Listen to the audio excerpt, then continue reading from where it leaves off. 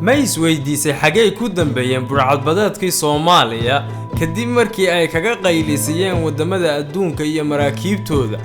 burcadbadeedka Soomaaliya waxa ay markii ay aad u soo shacbaxeen ay ahayd 2006 intii u dhaxaysay 1991 ilaa 2006 waxay qaadeen 30 weerar, laakiin intii u dhaxaysay 2006 ilaa 2015 waxay kaga qaylisiyeen adduunka waxay afduubteen ilaa 100 maraakiib iyo 1000 badmareen in ku dhow. haddaan si fiican u sii baadhno howlgaladooda, sanadkii 2011 waxay qaadeen 137 weerar. burcadbadeedkii Soomaaliyeed waxay dalbadeen madax furasho isu geyn $3 bilyan, halkii markab lacagta ugu yar ee laga qaado waxay ahayd $2 milyan. sidoo kale isla sanadkaas wadamada Yurub iyo Mareykan waxay bixiyeen $6 bilyan si loola dagaalamo burcadbadeedka xilliga ka jirtay Soomaaliya.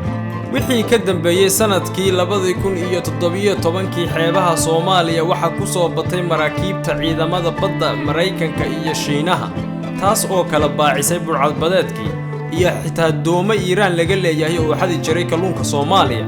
sidoo kalena damaanad qaaday amniga badda, halkaas oo ay xilligaas laga bilaabo ku marayeen maraakiibtu si ammaan ah.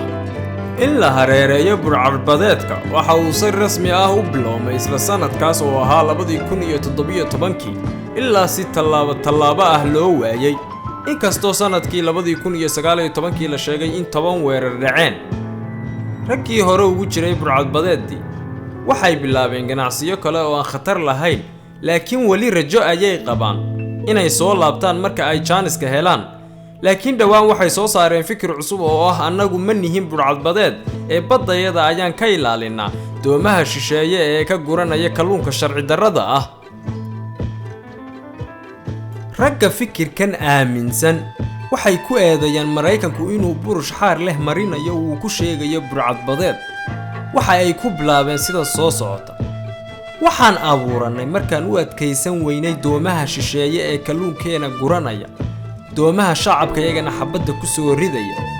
bilowgii fikirkayaga sidaas ayuu ahaa, ilaa qolo kale oo annaga naga mid ah ay fikirkii beddeshay oo maraakiibta ganacsiga dhacday kadibna madax furasho ka dalbatay, taasna oo midaan adduunka ka raali gelinayno. waxaa la hubaa inay burcadbadeedkii dib u soo laaban karto haddii ciidamada shisheeye ay ka tagaan badda Soomaaliya. ma og tahay burcadbadeedda Soomaaliya inay isticmaalaan laashash yaryar oo aad u dheereeya?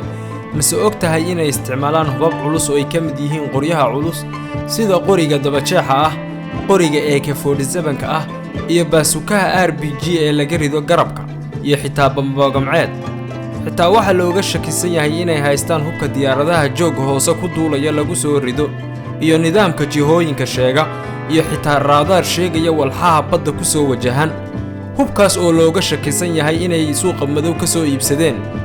sidoo kale sirdoonka Mareykanka ayaa ogaaday in burcadbadeedkii Soomaaliya ay haysteen khubaro maaliyadeed oo London ku sugan oo kala taliya lacagaha bankiyada iyo sida loo soo xawilayo. howlgalladii ugu la yaabka badnaa haddaynu eegno, inkastoo burcadbadeedkii Soomaaliya ay fuliyeen howlgallo kor u dhaafaya 1000, laakiin waxaa jira howlgallo taariikhi ah oo aan la ilaawi karin. waxaa ka mid ahaa markabkii kaargooga ee Fayna ee laga lahaa waddanka Ukraine sanadkii 2008. waxaa la socday 21 badmareen, waxayna 33 taangi oo Ruushka laga leeyahay. waxaa la sii daayay markii ay bixisay madax furasho ku dhow ilaa $3 milyan.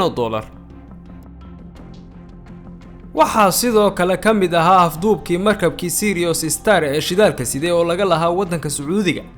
waxaa lagu tiriyaa burcadnimadii abid ugu weyneed ee lagula kaco markab shidaal sida sanadkii 2008. markabku waxa uu siday shidaal lagu qiyaasay lacagtiisa $100 milyan iyo 25 badmareen. waxaa lagu sii daayay madax furasho $3 milyan ahayd. waxaa sidoo kale jiray afduubkii labadii lamaane ee Faransiiska ahaa oo ay afduubteen burcadbadeedkii, taas oo sababtay dagaal dhex maray burcadbadeedka oo dalbaday lacag badan iyo ciidamadii Faransiiska. waxaana halkaas ku dhintay labadii lamaane ee Faransiiska ahaa iyo 5 kale oo ka mid ahaa raggii uu afduubtay. dhacdada afaraad waxay ahayd afduubkii markabkii Maersk Alabama oo Mareykanka laga lahaa sanadkii 2009. burcadbadeedkii xilligaas waxay afduubteen kabtankii markabka waday iyagoo madax furasho dalbaday, laakiin ciidamada Mareykanka ayaa ugu dambeyn gudaha ugu daatay markabka, waxaana halkaas lagu dilay 3 ka mid ah raggii afduubka waday.